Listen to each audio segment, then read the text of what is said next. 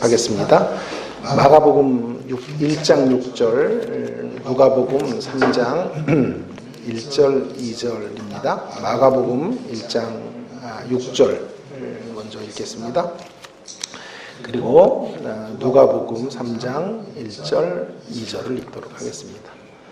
마가복음 1장 6절입니다.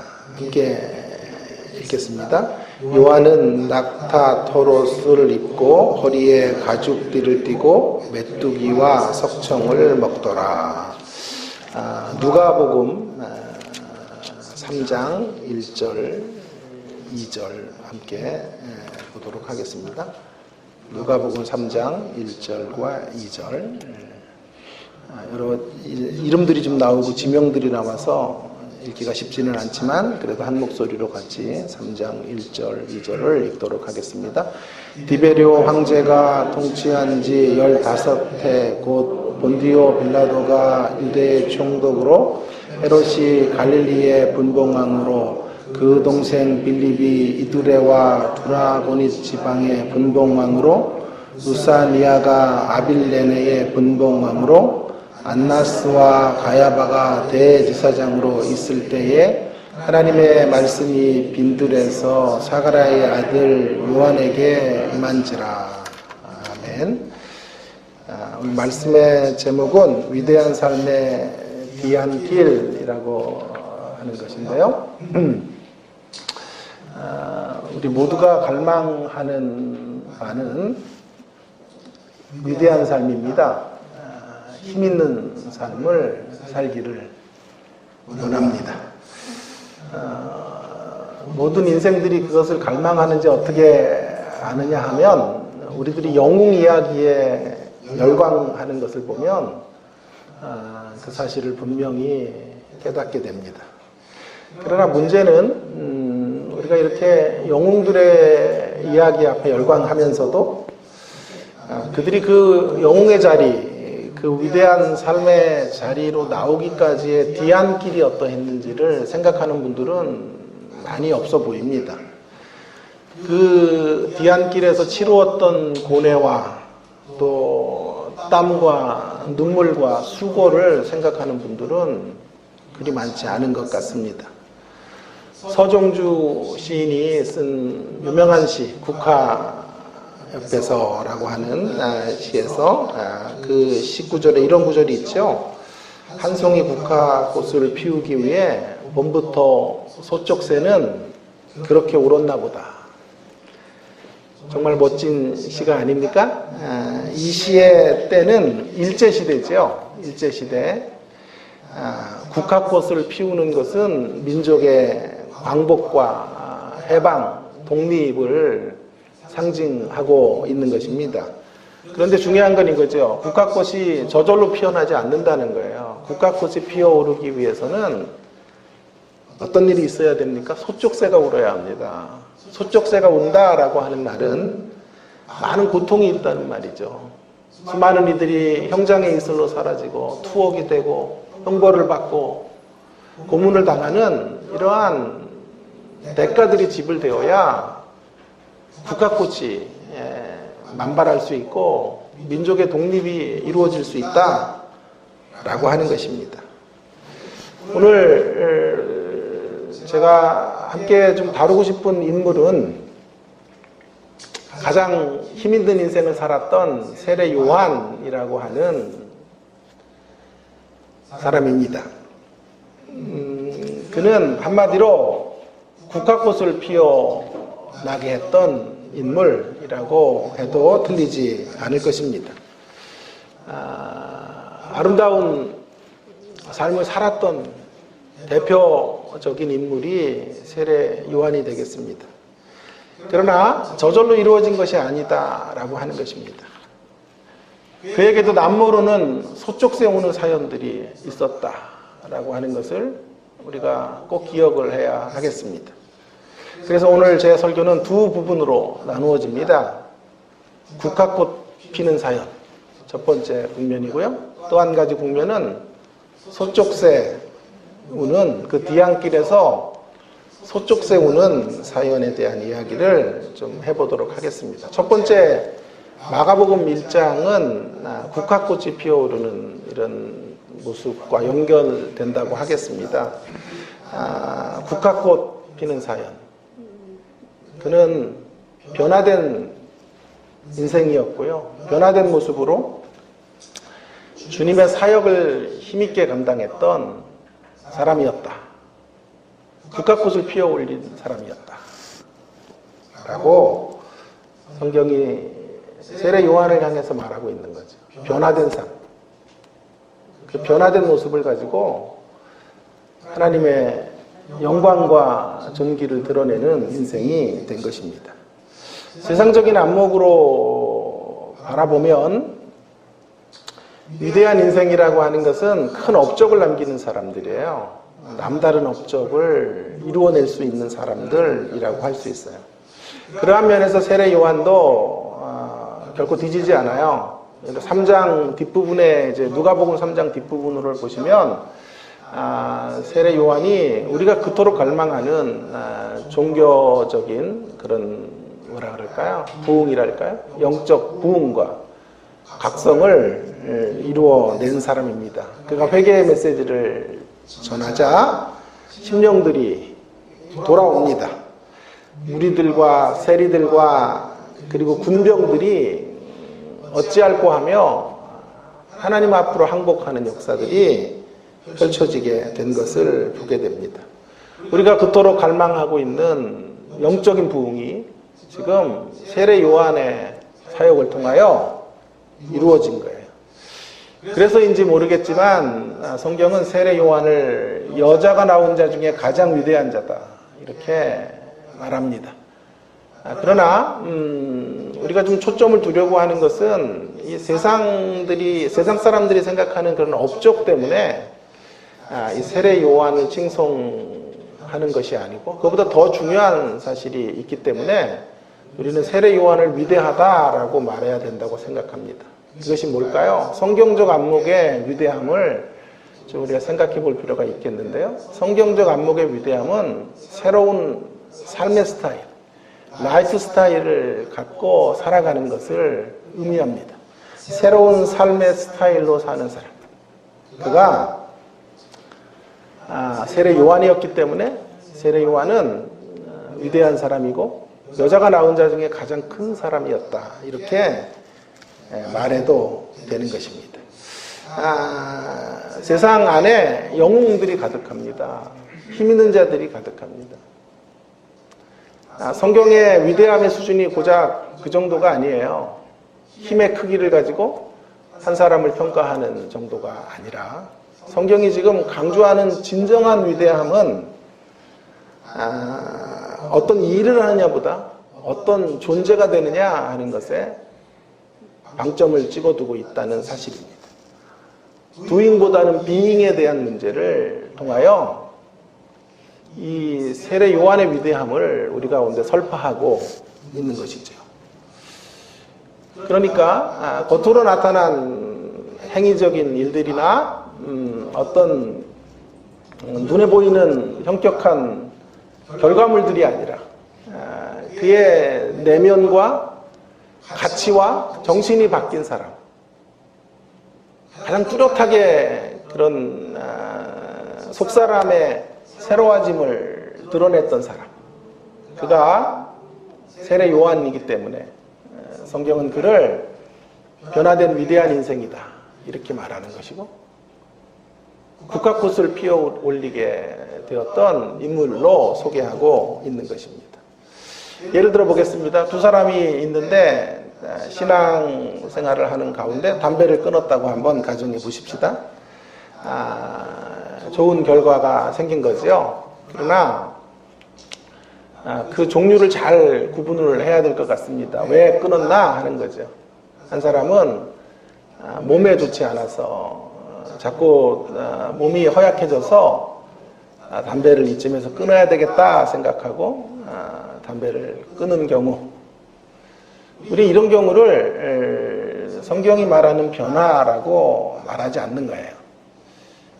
성경이 말하는 변화는 담배를 끊는 행위보다 중요한 것이 그 담배를 끊는 동기가 하나님 나라의 가치가 밀려 들어와서 하나님 나라의 정신이 그를 사로잡아서 그래서 담배를 끊어야 되는 필연적인 자리로 나아가는 것.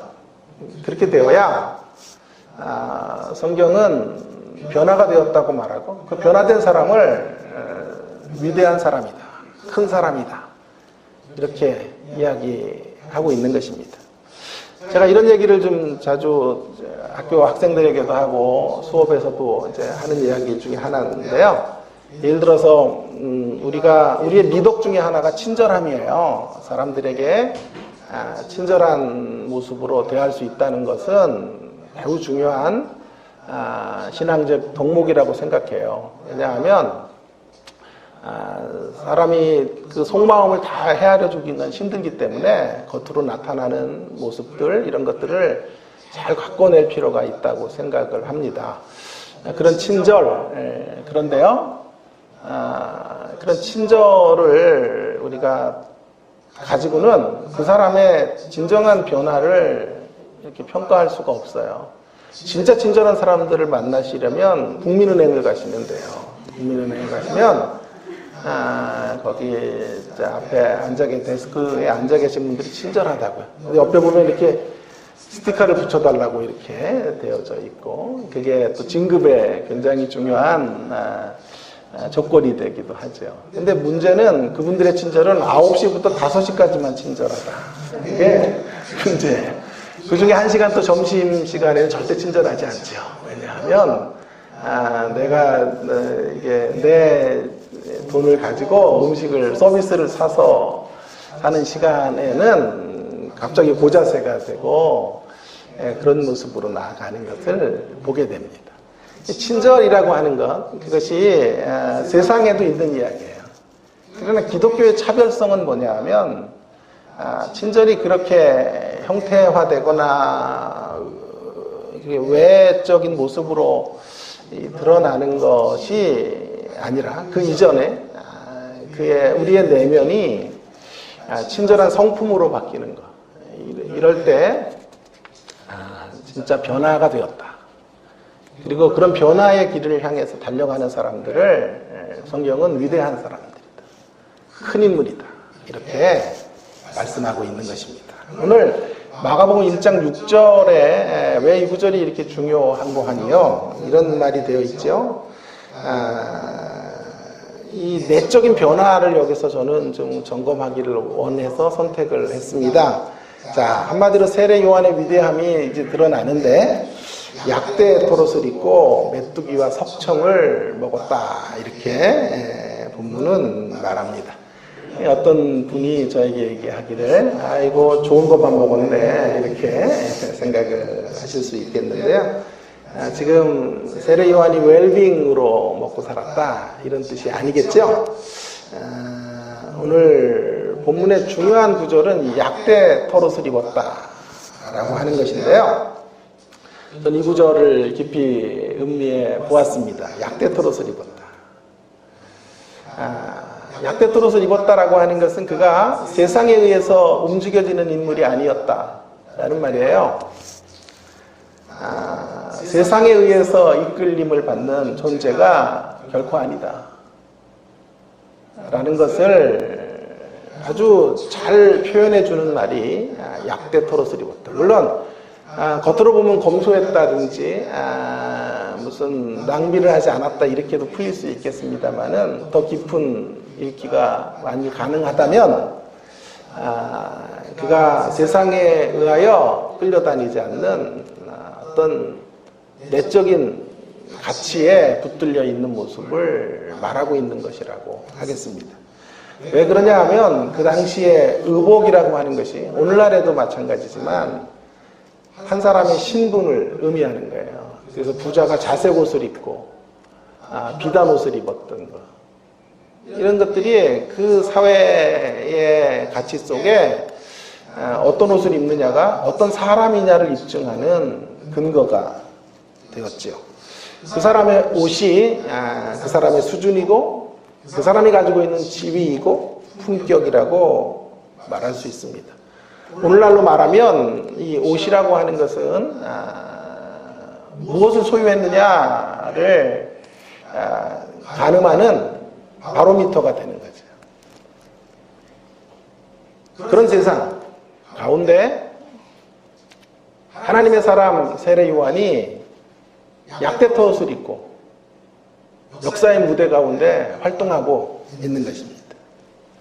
무엇을 말하는 것입니까? 세상의 가치와 세상의 기준을 넘어서고 있는 거죠.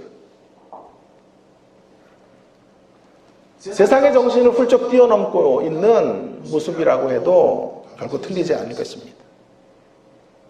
세상의 평가로부터 자유하고 세상이 걸어놓은 기준으로부터 해방된 사람의 모습.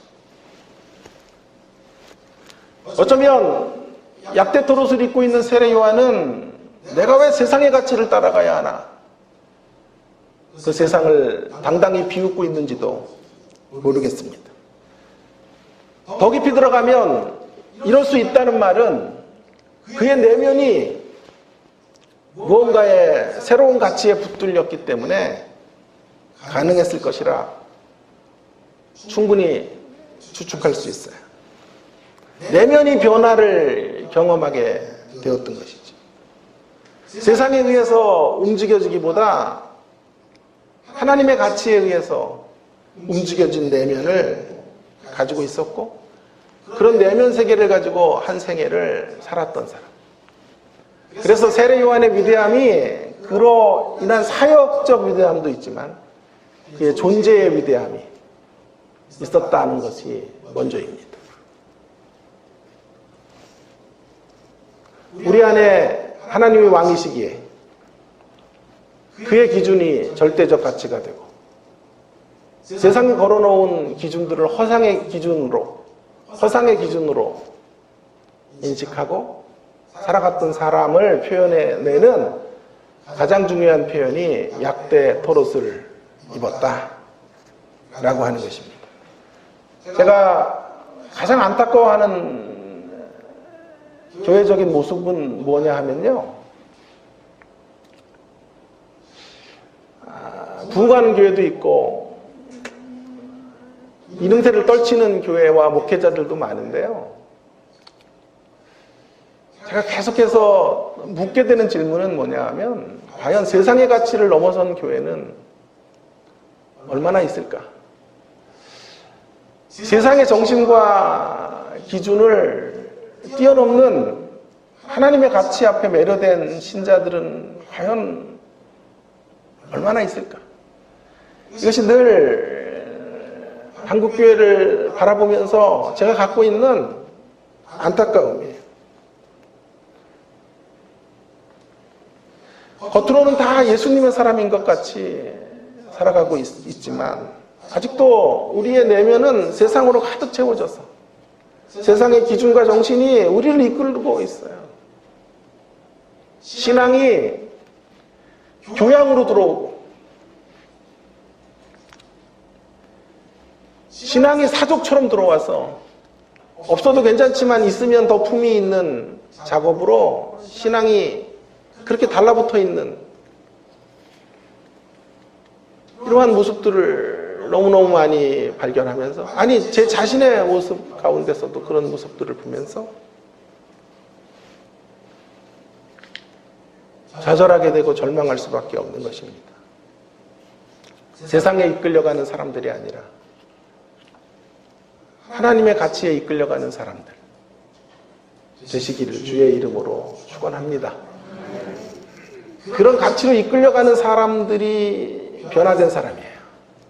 그리고 그런 사람들이 위대한 사람들이, 하나님이 바라보시는 큰 사람은 바로 이런 기준점들로 말하고 있다는 사실. 여러분, 저는 삼형제인데요. 제가 둘째니까요. 이 둘째의 서름을 아세요? 중간에 끼어있는 이 둘째의 서름이 참 큽니다. 왜냐하면요, 형은 옷을 사줘요. 동생도 사줘요. 왜냐하면 동생까지 물려입기가 힘들어요. 근데 항상 둘째는 형의 입고 남은 것을 입어야 돼요. 진짜 쓴나더라고요. 그러다 보니까 눈도 이렇게 작아지고 이렇게 된 거. 그건 아니지만 어쨌든 형이 이제 입었던 청바지를 이제 작아졌다고 저에게 물려주는 거예요. 조금 있다 보니까 옷이 헤어진 거예요. 헤어진 옷을 입고 학교를 가기가 어린 시절에 또 사춘기를 지나면서 너무나 세상 말로 진짜 창피하더라고요. 구멍난 바지를 입어야 되나. 그래서 학교 가는 게 너무너무 싫었어요. 어머님에게 말해도 형편이 좀 안 되니 그냥 입고 가면 좋겠다 그래요. 괜히 클래스에 앉아 있는데 아이들이 내 바지만 보는 것 같아. 사실은 별로 그렇게 관심들도 없는데, 물론 놀리는 애들도 있어요. 인격이 부족하고 이런 애들이 놀리긴 하는데, 개념치 않으면 되는데 자꾸 내가 의식이 되니까, 그죠? 그래서 그런 쭈삣거리고 또 괜히 의기소침하는 이런 나의 모습들을 보게 된 거예요. 그리고 시대가 조금 지나서 세월이 지났는데요. 요즘은 어떻게 됐냐 하면요. 일부러 바지를 찢어요. 그래서 그걸 또 잘 찢어야 그게 품이 있고 멋있는 옷이 되어버린 거예요. 옛날 같으면 갖다 버리는 옷이 왜 옷을 찢어서 입어요? 제가 자랄 때는 찢어진 옷 때문에 학교도 못 갔는데, 학교 가는 게 그렇게 정말 힘들었는데, 이제 그것을 패션이라는 이름으로 이제 찢어서 입지요. 멋이라는 이름으로 청바지가 조금 찢어지고 조금 헤어진 모습을 이렇게 만들어놔야 더 잘 팔리는 이런 현상으로 가게 된 거죠. 기준이 바뀌니까요. 새로운 가치로 우리가 인식할 수 있고 살아갈 수 있게 되는 거죠. 좀 원통한 대목은 그때 제가 좀 이렇게 안목이 있었으면 얼마나 좋았을까. 그래가지고 찢어진 바지 입고 가면서도 내가 이것들아, 이게 30년 뒤에 유행할 옷이야, 이것들아. 불어! 그렇게 막 하면서 할렐루야! 이렇게 좀 당당할 수 있었으면 얼마나 좋았을까. 근데 그때는 30년 뒤를 바라보지 못했어요. 20년 뒤에 청바지의 이런 패션이 어떻게 흘러갈지를 안목이 없었단 말이에요. 그런 세계에 눈뜨지를 못해가지고 그렇게 의기소침했던 저의 모습을 보는 거죠. 여러분이 새로운 가치, 우리가 신앙 안에 들어왔다는 말은 이 세상의 가치가 전부였던 사람들이 새로운 가치를 향해서 눈 떴다는 뜻이에요. 새로운 가치와 기준 앞에 서 있다는 뜻이에요. 그리고 그 가치를 향하여 달려가는 삶, 그 가치가 우리의 삶에 가장 필수가 되는 삶, 우리의 삶을 전반적으로 지배하는 가치가 되는 그런 삶의 자리로 나아가게 되는 것, 그것이 우리가 신앙의 자리로 들어왔다는 의미가 되는 것입니다. 새로운 기준을 가지고 세상의 기준들을 상대화시키고 약대토롯을 입고도 당당할 수 있고, 그렇게 새로운 기준 앞에 변화된 우리의 모습들을 드러내는 삶, 그런 삶이 큰 인물의 삶이고 위대한 삶인 것입니다. 예수님 만나고 새로운 기준을 우리가 갖게 되었기 때문에 신경 써야 될 부분은 이제 화려한 외투가 아니라 내면의 건강함, 내실을 기하는 삶들을 이제 신경 쓰게 되는 거죠. 왜요? 새로운 가치가 그것을 요구하고 있기 때문입니다. 명품을 입는 것보다 명품으로 살아내는 것을 더 신경 쓰며 걸어가게 되는 것입니다. 그렇다고 또 다음 주부터 다 약대 토롯을 입고 막 이렇게 오지는 마시기 바라요. 중요한 건 이런 두 가지 모습을 함께 가지고, 그것도 잘 준비해야 되겠지만 더 중요한 내실의 가치들을 소중히 여기며 살아가는 것이죠. 보다 좀 풍성한 설명을 위해서 동굴 이야기 같은 걸 제가 많이 하는데요. 플라톤의 동굴 이야기, 이런 이야기인데요. 어느 사람이 좀 각색을 해볼게요. 동굴 안에서 살았어요. 동굴 아니니까 빛이 없고 이렇게 모닥불 같은 거로 이제 그 모닥불의 빛을 통하여 동굴을 보니까 늘 환기도 안 되고 하니까 어때요? 냄새가 별로 좋지 않고 또 늘 뿌옇고 희미한 모습으로 그런 동굴 안의 삶을 살았어요. 어느 날 소풍을 가서 이것저것을 돌아다니다가 친구들로부터 이탈을 하고 길을 잃었어요. 큰 동굴 안에서. 그리고 혼자 헤매이다가 저녁이 되고 집을 찾을 수 없는 지경이 되었어요. 너무 좌절하고 낙심하고 두려움과 공포가 밀려와서 덜썩 주저앉아요. 그리고 벽을 기대고 있는데 갑자기 벽이 뒤쪽으로 밀리는 느낌이 드는 거예요. 깜짝 놀라서 그 벽을 밀어보았더니 놀랍게 돼요. 그 열려진 틈살로 동굴 밖의 세상이 펼쳐지는 거예요. 동굴 밖의 세상. 찬란한 태양이 있고 신선한 공기가 있고 나무들이 각각의 냄새를 풍기고 새들이 지저귀는 신정한 세계, 참된 세계, 그 세계가 보여지는 거예요. 그 세계를 발견한 거예요. 너무나 흥분이 돼요. 근데 그 세계를 나갈 수는 없어요. 두려움이 있어서. 다시 길을 찾아서 집으로 돌아와요. 자, 그렇게 동굴 밖의 세상을 발견한 사람. 이제 어떻게 살까요? 동굴 안에서 살지만 동굴 안이 전부가 아니라는 것을 알고 있기 때문에 진정한 동굴 밖의 세상, 참된 세상을 의식하며 그 세상을 갈망하며 이제 동굴 안의 가치가 아닌 동굴 밖의 세상의 가치를 붙잡고 살아가게 되는 거죠. 저와 여러분은 이 세상이라는 동굴 속에서 동굴 밖의 세상을 만나게 된 사람들입니다.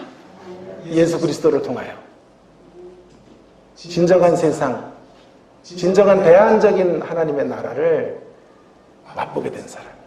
그리고 그 예수님의 가치가 있는 세상이기 때문에 그 대안적 세계는 예수님의 정신이 있다. 그 정신을 붙잡고 동굴 안에 살고 있지만 동굴 안의 가치가 전부가 되어버린 인생들이 아닌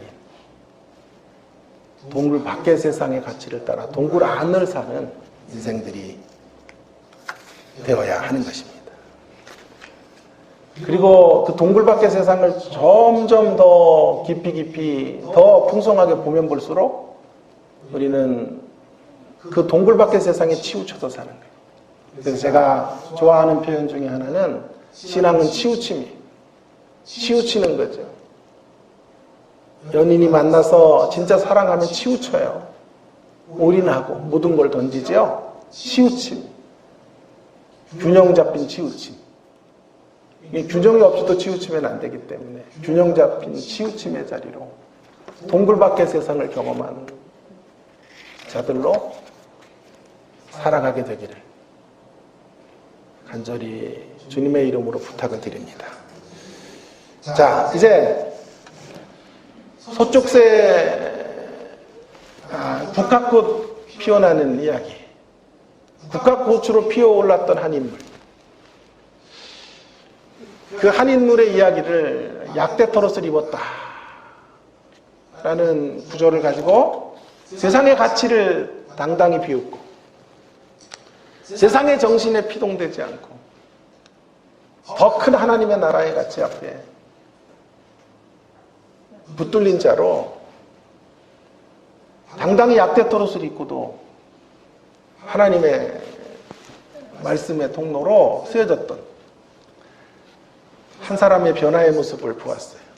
자, 이제 우리가 좀 남은 시간 생각할 것은요, 이렇게 한 사람의 위대함만을 칭송할 게 아니라 그 뒤안길에 무엇이 있었는가 하는 것을 기억하는 거예요.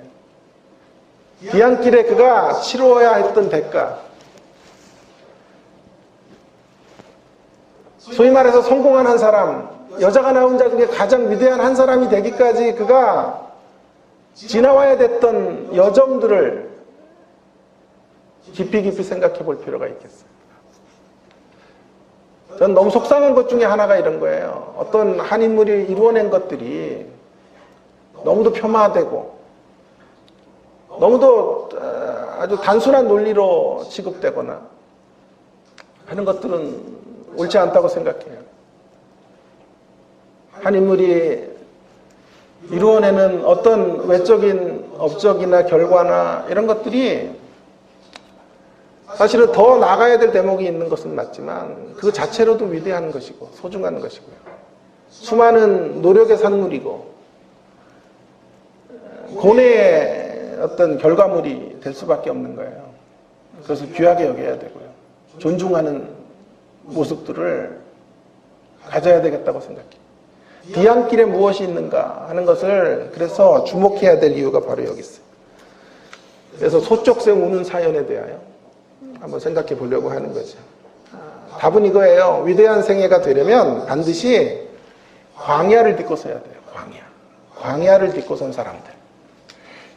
사람들이라고 성경은 말하고 있는 거죠. 누가복음 3장에 바로 그런 이야기가 소개되어져 있어요. 소쩍새 우는 사연이 있었다는 것을, 이렇게 위대한 약대떨옷을 입고도 당당할 수 있고 외치는 자의 소리로 한 생에 하나님을, 예수 그리스도를 자기 전존재로 지시하며 살 수 있었던 한 인물의 뒤안길에는요, 광야 극복하기가 있었다라고 하는 것을 말해줍니다.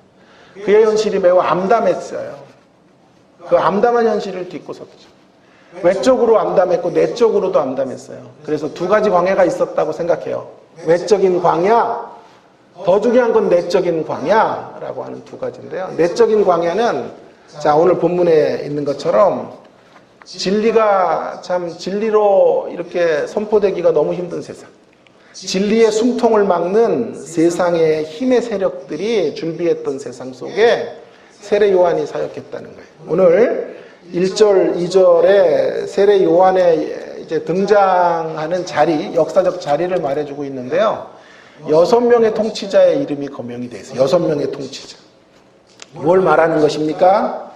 그 6명의 통치자의 이름은 모두 권력자들이고 힘 있는 자들의 모습들이죠. 불연이 일어나기가 너무나 힘든 세상, 진리의 대척점에 서 있는 사람들이, 진리를 방해하는 세력들이 겹겹이 둘러싸여져 있는 모습, 그런 모습을 성경이 지금 말하고자 하는 것이죠. 그런 외적인 환경을 일어섰다, 극복했다라고 하는 거죠. 세례 요한을 가로막았던 두 번째 외적인 장벽은 무엇인고 하니 패역한 심령들의 모습이에요. 자, 세례 요한이 상대해야 됐던 사람들은 세리들이에요. 예수님을 십자가에 못 박으라고 소리쳤던 무리들이에요. 군병들이에요. 군인들이에요. 복음의 가치를 전혀 소중하게 여기지 않는, 씨알도 먹히지 않는 이런 사람들, 패역한 심령, 거칠 대로 거칠어버린 내면을 가지고 있는 사람들을 상대하여 그들을 변화로 이끌어가야 했던 이 어려움들을 극복해냈던 사람, 세례 요한이죠. 자, 이것보다 그러나 더 중요한 것은요, 내적인 광야를 그가 지나왔다라고 하는 것입니다. 누가복음 1장 8절, 1장 80절을 한번 읽어볼까요? 1장이 80절까지 있어요. 누가복음 1장 80절에 아이가 자라며 심령이 강하여지며 이스라엘에게 나타나는 날까지 빈들에 있으니라. 여기 빈들이라는 말이 광야라는 말이죠. 자, 아이가 태어나고 강하여지고 이스라엘의 선지자로 나타날 때까지 어디 있었다고요? 빈들에 있었다. 그러니까 이렇게 나타나는, 공식적으로 나타나는 때가 30살이에요. 그래서 유대인들에게 그런 어떤 공식적인 사역이 주어지는 이런 자리가 30살인데, 예수님도 30에 이제 공생애를 시작을 하신 건데요. 자, 그때까지, 그러니까 30이 될 때까지 세례 요한이 광야에 있었다라는 것을 우리 가운데 성경이 말해주고 있는 거죠. 캔벨 몰간이라고 하는 이제 웨스트민스터 신학교의 신학교가 아니라 채플의 이제 설교자였던 유명한 설교자인데요. 그가 이렇게 이야기를 했더군요. 요한은 10대의 나이에 광야에 갔을 것이다. 30대까지 광야인으로 살았을 것이다. 추정합니다. 또 이런 추정도 합니다. 요한의 부모가 나이가 많아서 이제 요한을 낳았기 때문에 일찍 돌아가시고, 요한은 이른 나이에 척박한 광야의 자리로 나아갈 수밖에 없었다라고 하는 것입니다. 이러한 추정들이 만일 사실이라면, 종합해 본다면 요한은 위대한 인물이지만 그 뒤안길에는 불우했던 청소년기를, 10대 시기를 보냈던 인물이었다라는 것을 알게 됩니다. 적어도 수년에 걸쳐, 수년 그 이상의 시간 동안, 10년 혹은 20년 가까이 되는 시간 동안 그는 광야를 전전긍긍하며 살 수밖에 없었던 사람이었다라는 것입니다. 그에게 있었던 광야는 부모와 친척의 도움을 받을 수 없는 곳을 의미합니다. 철저하게 버려진 곳, 음식을 마음대로 먹을 수 없는 그와 같은 곳입니다. 척박한 환경, 미로같이 끝도 없이 해답이 없는 자리를 걸어가야 되는 그와 같은 자리가 빈들이 광야예요. 이것이 세례 요한이 넘어섰어야 하는 가장 무서운 장벽이에요. 외적인 환경, 현실보다 더 힘들었던 내적인 광야, 그 광야를 그가 가지고 있었어요. 그런데 놀라운 사실은 세례 요한은 그 광야를 극복합니다. 넘어섭니다. 그래서 세례 요한이 여자가 나온 자 중에 가장 위대한 자의 자리로 나오게 된 거죠. 세례 요한이 어떻게 그 자리를 넘어설 수 있었을까가 3장 2절에, 누가복음 3장 2절에 분명하게 나오죠. 하나님의 말씀이 빈들에서 사가랴의 아들 요한에게 임한지라. 하나님의 말씀이 빈들에서 사가랴의 아들 요한에게 임한지라. 하나님의 말씀이 그에게 임했기 때문입니다. 1차적으로 그 빈들에 하나님이 찾아오신 거예요. 하나님이 저 슈퍼스타들을 찾아간 게 아니고요. 저 이름난 왕궁으로 가셔서 사람을 만나주시는 게 아니고요. 저 잘나고 멋들어진 이런 외적인 모습을 가지고 있는 사람들에게 나아가시는 게 아니라 빈들에서 보잘것없이 근근하게 살아가는 한 인생에게도 찾아가셨어요. 만나주시는 거예요. 거룩한 임재로 함께 해주시는 거예요. 그래서 세례 요한이 그 하나님의 말씀을 부여잡고 일어서게 된 거죠. 절망의 자리를 박차고 나아오게 된 것이죠. 하나님이 계셔서, 하나님의 말씀이 계셨기에 그 말씀을 붙잡고 광야의 아픈 시절을 이겨낸 거예요.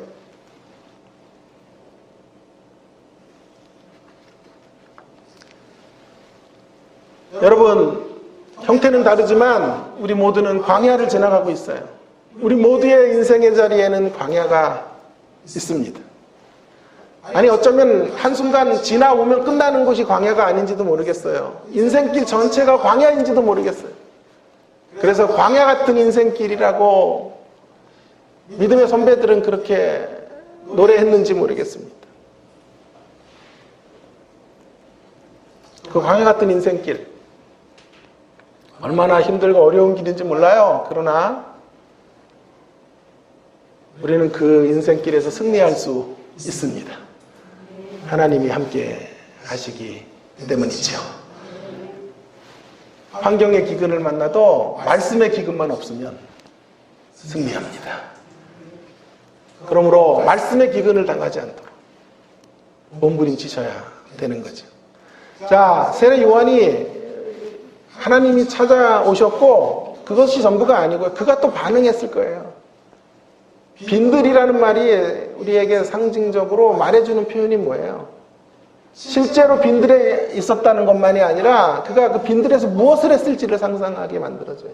찾아오신 하나님 앞에 응답하고 그 자리를 거룩한 승화의 자리로 만들어가고 슬기롭게 자신에게 주어졌던 상처들을 넘어서는 자리로 새롭게 그 기회들로 선용하는 세례 요한의 모습으로 나아가게 된 것이죠. 처절한 의존의 자리로 하나님의 이름을 빈들에서 부른 거죠. 그 하나님의 이름을 진하게 부를 때 하나님은 그 세례 요한을 다시 붙잡으셔서 역사의 무대에 중앙에 세우시고 여자가 낳은 자 중에 가장 존귀한 자로 이 광야 인생을 삼아 주신 거예요. 여러분, 우리가 경험하는 이 실존적 광야를 사실은 잘 선용할 수만 있다면 다른 이들의 가슴을 감동시키는 역전의 드라마들이 쓰여지게 되는 거예요. 중요한 건 하나님이 우리 모두를 광야 같은 인생길에서 만나주시지만 세례 요한만 만나주는 게 아니에요. 중요한 건 우리의 자세가 언제나 중요하다는 거예요. 하나님이 모두 만나주셔도 모두 광야를 딛고 서는 게 아니에요. 어떤 이들은 광야 같은 인생길에서 좌절하고 낙심하고 인생을 포기하는 이들이 속출하고 있어요. 하나님의 문제가 아니고요. 그 광야 앞에 하나님을 붙잡고 일어서지 못하기 때문이에요. 하나님을 의존하며 나오지 못하기 때문이에요. 여러분, 오늘 이 본문을 보면서 다시 우리는 오늘 세례 요한이 걸었던 이 길을 걷기를 소망해야 할 것입니다. 요한처럼 우리도 과거 시제로 살면 안 돼요. 요한에게 중요한 건 어제가 아니에요. 과거 시제 속에 그가 무엇을 잃어버리고 살았는가? 왜 사랑하는 그의 삶의 울타리들이 이렇게 무너져 버렸는가? 왜 부모님을 일찍 자기들을 떠나고 자신을 떠나고 광야로 내보내졌는가? 왜 나의 삶은 불우한 자리로 던져졌는가? 하는 것들은 전부 과거 시제. 그에게 중요한 건 현재와 미래 시제였습니다. 그 광야를 어떻게 선용하고 광야에서 어떻게 믿음의 역사들을 새롭게 이루어 갈 것인가 하는 것이 그의 관심이었어요. 오늘도 늘 과거 시제에 묶여있는 사람들은 두 가지만 해요. 사람 묵상, 사건 묵상. 매일 사람만 묵상해. 나 상처 준 인간들. 한 번만 상처만 줘도요, 평생 그 상처를 털고 가질 않아요. 그 사람을 만나면 더 불편한 모습으로 돼. 여러분, 이 전문가의 우리가 이 사람 묵상하는 게 주님 우리를 아침마다 새롭게 만나주시잖아요. 넌 원래 그런 인생이니까 안 돼. 그러신 적이 없어요. 늘 새로운 다짐과 결심으로 우리에게 찾아오시잖아요. 우리도 그 주님의 모습을 본받기 바랍니다. 우리도 다른 인생들에게 그렇게 가야죠. 늘 기회를 줘야죠. 저 인생 저거는 안 되는 인생이야. 딱지를 붙이면 안 돼요. 늘 새로운 가능성을 열고 새로운 관계를 만들 수 있다는 생각을 가지고 나아가는 거죠. 사람 묵상, 사건 묵상. 나를 아프게 했던 사건들, 그 사건들 거기에만 발목이 잡혀서 그 사건을 평생 털어버리지 않아요. 평생 간직하고 내면의 중앙의 거실에 그 아픈 사건을 모셔놓고 그 아픈 상처를 왕자에 모셔놓고 살아가는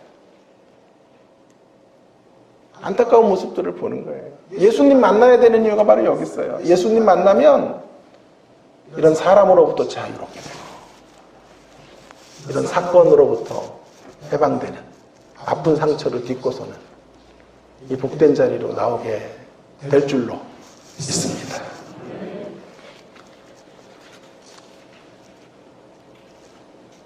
하나님께 붙들리고 하나님을 붙잡고 나가는 것. 그것이 북각꽃 피어나기 뒤안길에 소쩍 세우는 사연이에요. 이야기예요. 하나님이 어떤 인생도 버리지 아니하시고 출발점이 좋지 않아서 힘들어하는 인생에게 더 따뜻한 열정으로 다가오셔서 말씀을 주시고 그 하나님을 강하게 붙잡고 하나님께 붙들리고 하나님을 붙잡고 나온 인생을 통하여 세상을 놀라게 하시고 그 광야를 딛고 설 수 있도록 하나님께서 인도해 주시는 거죠. 이것이 소쩍 세우는 사연이라. 여러분, 우리는 지금 사실은 광야를 지나고 있어요. 코로나19라는 이 겨울이 이제 계절은 여름으로 달려가는데요. 아직도 코로나19의 겨울은 끝나지 않았습니다. 끝나는 듯 하다가 다시 또 확진자들이 속출을 하고 다 위기가 다시 고조되고 있는 세상 속에 서 있어요. 저희 대학원도 전문대학원은 수업을 해서 하라 그래서 한 주를 했는데 또 이렇게 확진자들이 생기니까 다시 대책회의를 해서 이번 주부터 다시 수업을 이전처럼 인터넷 강의로 돌아서야 되겠다 결정을 한 거예요. 3주 더 인터넷 강의라는데 그럼 학기 끝나는 거 아니에요? 15주인데 벌써 11주가 지났는데. 여러분, 이 코로나19의 겨울은 우리가 혹독한 광야입니다. 그래서 여기저기 코로나19에 대한 논의들이 계속되고 있는데요. 이런 주제들이 최근에 올라왔더군요. 코로나19는 심판인가? 하나님의 심판인가? 굉장히 어려운 주제를 제가 제일 존경하고 사랑하고 제가 보기에는 우리나라의 신학자 중에 한 5손가락 안에 드는 제가 이제 친하게 지내시는 저가 아니에요. 그 사람은 제가 친하게 지내는 교수님이 이제 글을 썼죠. 매주 2주에 한 번씩 만나서 함께 토론하고 하는 교수님인데 그분이 이제 페이스북에다 글을 썼어요.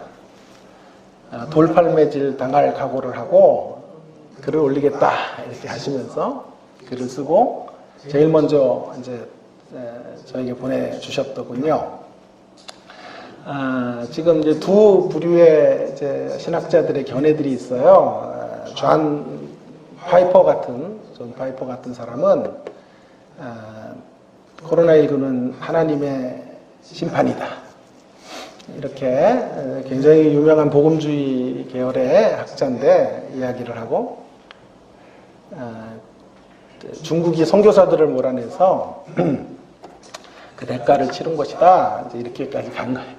심판이라고 하는 것까지는 좀 동의가 어느 정도 되는데 이제 그 후자까지 가는데 그 책이 쓰여질 때까지는 이게 이제 중국 밖으로 이렇게 확산이 많이 없었어요. 근데 이제 그건 좀 너무 많이 나가신 거고요. 왜냐하면 이제 미국으로 갔고 유럽으로 갔는데 유럽과 미국이 그러면 하나님의 심판을 받은 거. 뭐 이런 식으로 가면 굉장히 어려워지는 논리가 되거든요. 그래서 하나님의 심판이다라고 하는 이런 생각들로 이 코로나19를 해석하는 분들이 계시고 또 하나님의 심판이라는 내용을 전혀 언급하지 않고 코로나19는 심판이 아니라고 하지는 않지만 그러나 심판이라고 하기에는 많이 우리 주변에 그런 어려움을 당하는 분들에게 몹쓸 짓이다. 그런 얘기는 하면 안 된다 이렇게 주장을 하고 코로나19를 하나님의 심판으로 이야기하지 않는 그런 신학자들이 또 서 있어요. 대충돌을 하고 있는 시기인데요. 이제 저희 학교에 제가 존경하는 교수님은 코로나19는 심판이다. 이제 그 자리에 자기의 생각을 피력하며 욕을 먹을 각오를 하고 글을 올린 거죠. 그러면서 이제 그 심판인데 잘 설명해야 된다 이렇게 얘기를 하시면서 일단은 세상을 향한 심판이기보다는 교회를 향한 심판, 하나님 백성들이 잘못 산 것에 대한 심판으로 생각해야 되지 화살을 세상으로 떠넘기면 안 된다. 뭐 이런 이야기.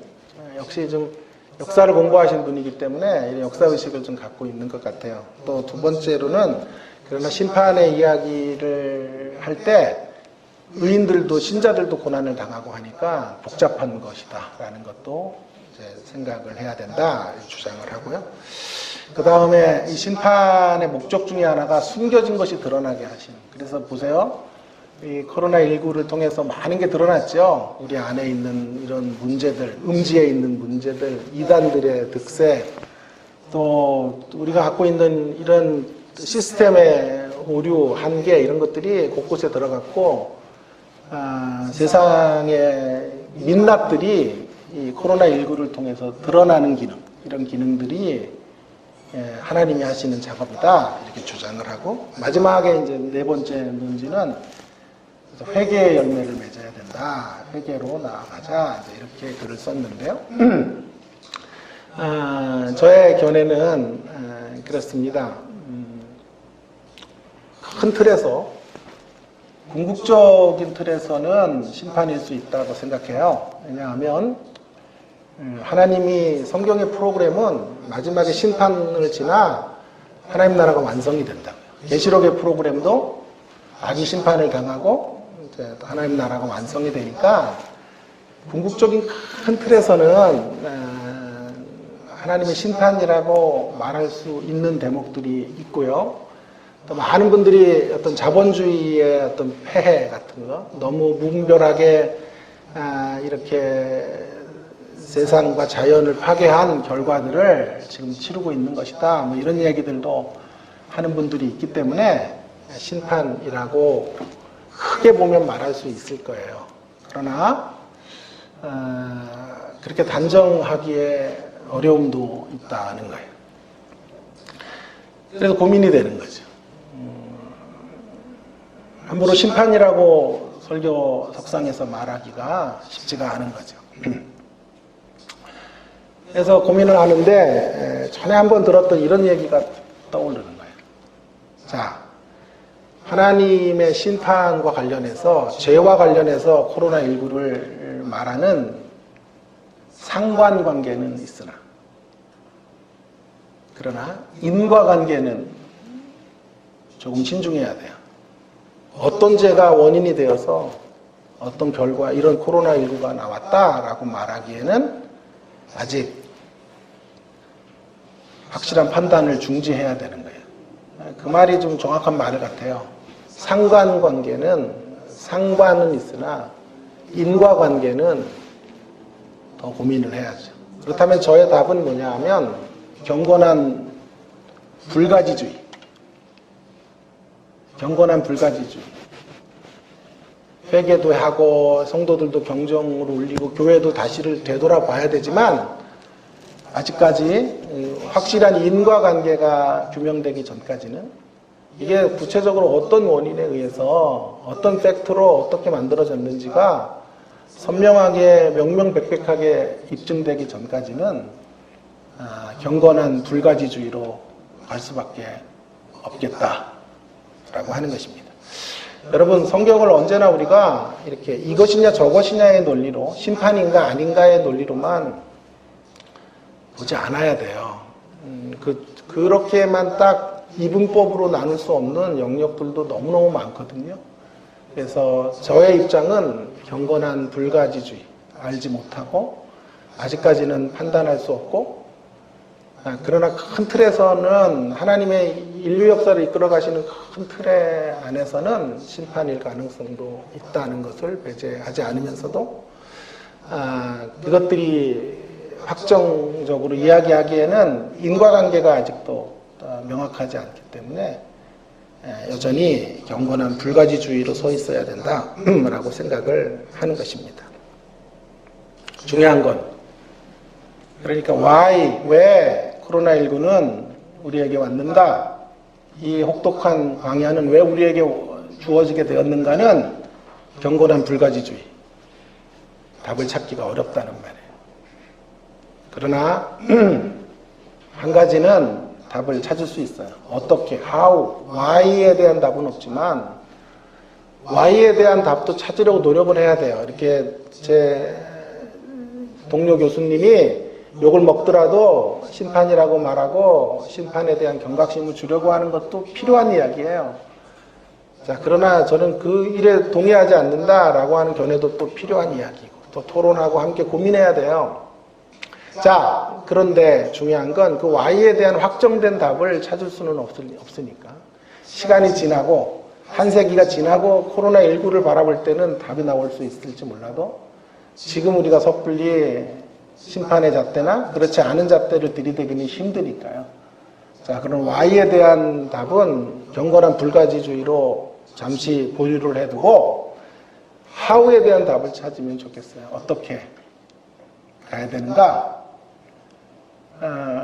제가 사무엘 강해를 하다가 지금 계속 사무엘로 안 들어가는 이유는 바로 이런 이야기들을 좀 하고 싶었어요. 코로나19는 이런 광야는, 코로나19의 혹독한 겨울은 실존적으로 세례 요한이 겪었던 빈들의 자리와 같다고 생각합니다. 어떻게 세례 요한이 그 자리를 극복했는지 하는 것들이 우리의 진로의 대안이 되기를 바랍니다. 빈들에서 우리의 말씀에 기근이 없도록 말씀으로 찾아오시는 주님, 그 주님을 대접해드리고, 환경의 기근 만나도 말씀의 기근만 없으면 이긴다는 확신으로 말씀 앞으로 나아가시고, 그 어느 때보다도 더 처절한 기도를 하나님 앞에 올려드리고, 우리가 잘못한 대목들이 혹시 있다면 깊은 회개와 가슴을 찢는 통회의 자리, 이런 자리를 갖는 것, 그것이 바로 세례 요한이 그 국가꽃을 피워내기까지 뒤안길에서 했던 일들입니다. 그리고 그는 가슴 뭉클한 사연을 만들어냈고 그 현실을 딛고 일어서서 광야 가운데 가장 위대한 사람으로 일어서게 된 것입니다. 우리도 이 길을 걸어가기를 간절히 바랍니다. 코로나19를 지나면서 그래서 우리에게 가장 간절한 기도는 이거예요.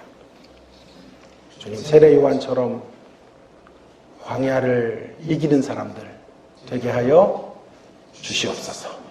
더 단단한 믿음을 주셔서 버텨내게 하시고 싸워내게 하시고, 코로나19의 겨울을 반드시 신앙으로, 믿음으로, 하나님을 향한 신뢰로 물리치는 우리 모두가 되게 하여 주옵소서. 그런 한국교회가 되게 하여 주옵소서. 그런 세계 도처에 있는 신앙인들, 믿음의 사람들 되게 하여 주시옵소서. 이런 절박한 기도와 간구를 드리는 시기가 되기를 주의